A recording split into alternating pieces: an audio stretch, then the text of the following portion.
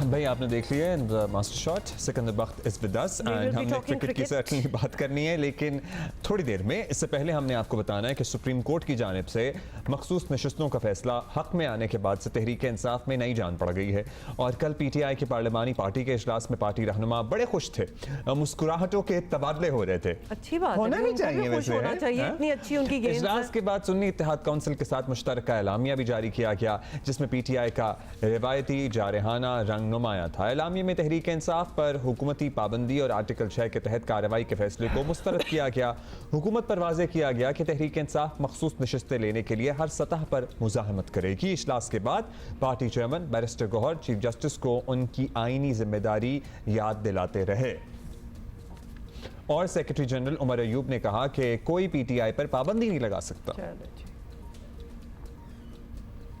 ہم قاضی فائز عیسیٰ سے as a chief justice مطالبہ کرتے ہیں کہ آپ بدستور پاکستان سپریم کورٹ کے چیف جسٹس ہیں.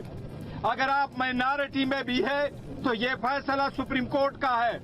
اس فیصلے میں من عمل کروانا، اس کو انفورس کرنا آپ کی آئینی قانونی اور ایز اے چیف جسٹس ذمہ داری ہے. پاکستان تحریک انصاف کو بین کرنے کی باتیں ہو رہی ہیں. میں واضح طور پہ یہ بات کرنا چاہتا ہوں، کسی کا باپ بھی پاکستان تحریک انصاف کو نہیں بین کر سکتا. میں تو سمجھتا ہوں کہ میاں نواز شریف بھاگنے والا ہے. اس نے جو ہے نا اپنی یہ ایک ایسا طریقہ بنایا کہ وہ سمجھتے ہیں کہ کوئی طریقہ مجھے جو ہے نا رائے فرار ملے. رائے فرار تب ملے گا جب آپ پبلک میں آؤ، اعلان کرو، معافی مانگو اور کہو کہ یہ جعلی مینڈیٹ تھا میرے پاس، اصلی مینڈیٹ تحریک انصاف کے پاس ہے، عمران خان کے پاس ہے، تو آپ کی کچھ نہ کچھ سیاست بچ جائے گی. We really need to get over these statements of کسی کا باپ. Anyway, آگے چلتے ہیں. پی ٹی آئی کو مخصوص نشستیں دینے سے متعلق سپریم کورٹ آف پاکستان کے فیصلے پر عمل درآمد کے لیے کل الیکشن کمیشن کا اجلاس ہوا لیکن بے نتیجہ ختم ہو گیا. کمیشن کا اجلاس آج دوبارہ ہوگا. تحریک انصاف کا اعتماد اپنی جگہ، لیکن حکومت مخصوص نشستیں آسانی سے تحریک انصاف کی جھولی میں ڈالتی دکھائی نہیں دے رہی. حالانکہ that in itself is a question. اب obviously حکومت کی کوشش ہے کہ اگر نشستیں اسے واپس نہیں ملتی تو کم از کم پی ٹی آئی کو بھی نہ ملیں. تو پھر اسمبلی کیسے پوری ہوگی؟ پی ٹی آئی اسمبلیوں میں حکومت کو پہلے ہی خاصا ٹف ٹائم دے رہی تھی. اسی سارے پہ بات کریں گے کہ آگے کیا ہونے جا رہا ہے. بڑی ہی نازک صورتحال جسے کہتے ہیں نا، کبھی کوئی پختہ صورتحال بھی ہوئی ہے، نازک ہی رہتی ہے ہمیشہ. I like کہ آپ ایک دم سے پختہ لے کے آئی ہیں. اچھا تھا، I'm impressed. ہاں بالکل ٹھیک ہے. حیدر شیرازی ہمارے ساتھ ہیں، اسلام آباد سے ہمیں جوائن کر رہے ہیں. حیدر، مطلب پی ٹی آئی بھی یہ کہہ رہی ہے، حکومت کو بھی یہ لگتا ہے کہ کوئی بریک ڈاؤن ہو سکتا ہے. اپیرنٹلی یہی لگ رہا ہے کہ شاید سپریم کورٹ کے فیصلے پر جس طرح پی ٹی آئی چاہتی ہے یا جس طرح سے عمل ہونا چاہیے، یا پھر سپریم کورٹ کے فیصلے پر جس طرح عمل ہونا چاہیے کیونکہ سپریم کورٹ کا نہ ہو سکے. What do you see؟ دیکھیے، پاکستان تحریک انصاف جو ہے وہ اس حوالے سے بڑی پر امید ہے کہ انہیں یہ مخصوص نشستیں مل جائیں گی، کیونکہ ان کے قومی اسمبلی میں 86 ممبران ہیں اور اگر مخصوص نشستیں ملتی ہیں تو ان کے 109 ممبران اسمبلی ہو جائیں گے. اور اس طرح جو اپوزیشن الائنس کی تعداد اس سے قبل 97 تھی وہ 120 تک چلی جائے گی.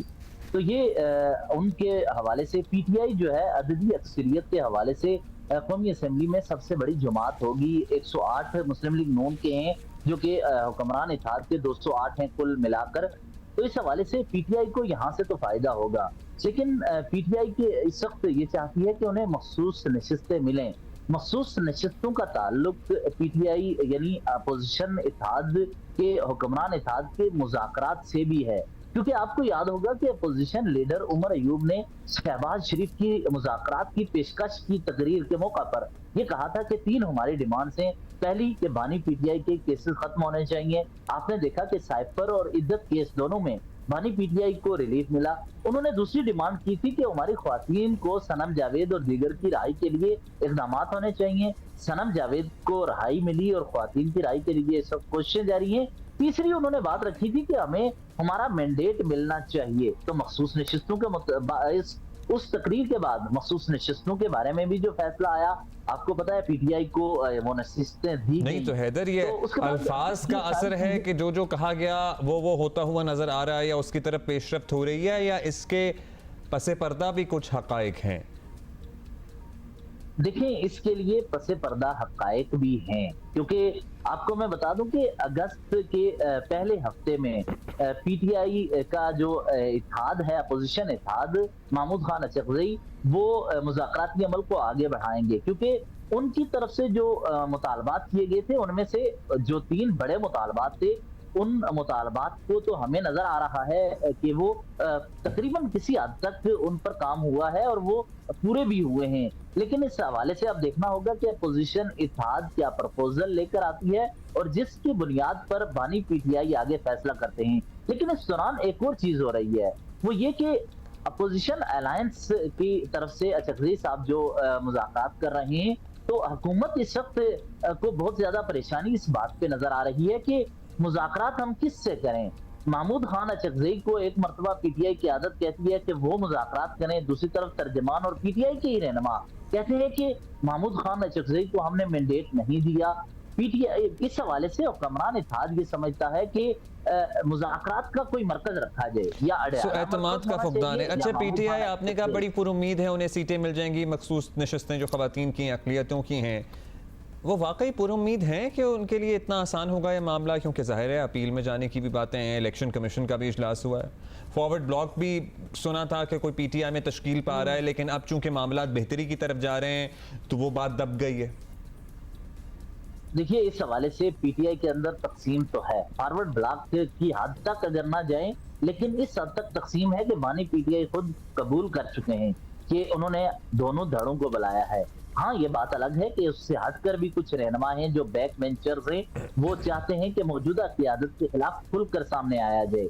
लेकिन इस हवाले से सबसे अहम ये है कि पुरुमीद वो इसलिए है कि वो समझती है कि सुन्नी इत्तेहाद कौंसिल ना सही, पीटीआई के मेंबरान असेंबली चूंकि उसमें शामिल हो चुके हैं और वो पार्लिमानी पार्टी सुप्रीम कोर्ट के फैसले के बाद एक्सेप्ट की जाएगी तो उन्हें हक मिलेगा, तो लिहाजा वो उसे फाइट करना चाहते हैं। और इसके लिए उनने सिर्फ ये अदालती सतह पर हिकमत अमली नहीं बनाई, बल्कि वो प्रेशर डाल रही है हुकूमत पर कि हम प्रोटेस्ट करेंगे, सड़कों पर आएंगे। इस हवाले से असद कैसर की जो गुफ्तगू थी कि हम मुकाबला करेंगे, हमसे कोई छीन नहीं सकता ये नशिस्तें, तो वो एक तरह से प्रेशर डाल रहे हैं ताकि उन्हें हक मिले। तो लिहाजा वो वकला के जरिए एडहॉक जजेस के तनाजर में जो गुफ्तगू करके, प्रेस कॉन्फ्रेंस करके, और तीसरा अवाम में जाने के लिए अपोजिशन अलायंस की बात करते हुए प्रेशर डाल रहे हैं कि मतलूबा हदफ वो हासिल कर सकें।